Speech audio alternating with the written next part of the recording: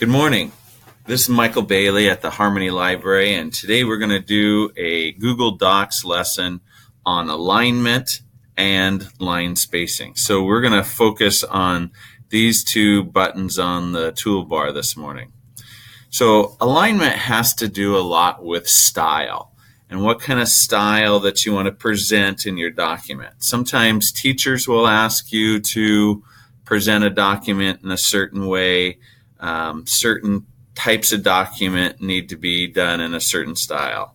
For example, most books all have their lines left aligned.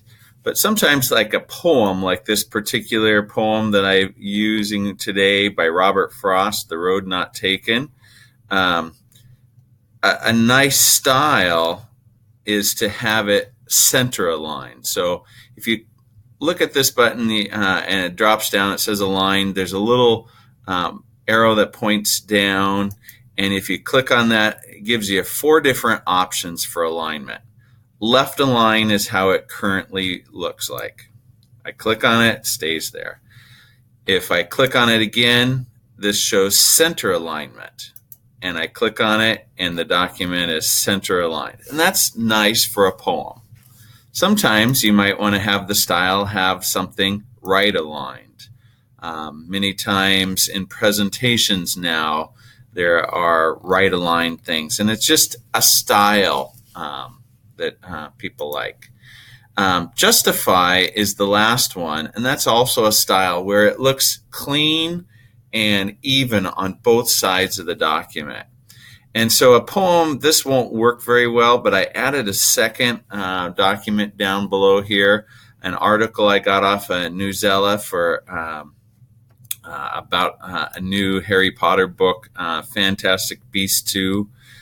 So I'm going to select this, and so let's see if I move my little image of myself up here, see if that'll work. Okay. There, stay there. Okay, so notice how it's left aligned here, and everything on this side is all even, and all the lines start there. But on the right side, it kind of goes back and forth depending on the size of the word and where the margin is, where the line stops. Now, if I select this whole entire article and I go all the way down to the bottom, I select it, and then I go here and I justify it. What it does is it changes the space in between the words. So sometimes the spacing will be small, sometimes it'll stretch it out. And so that on the right side of my document now, it is all even with that margin. And on the left side of my document, it is all even with that margin. And that, again, is just another different type of style.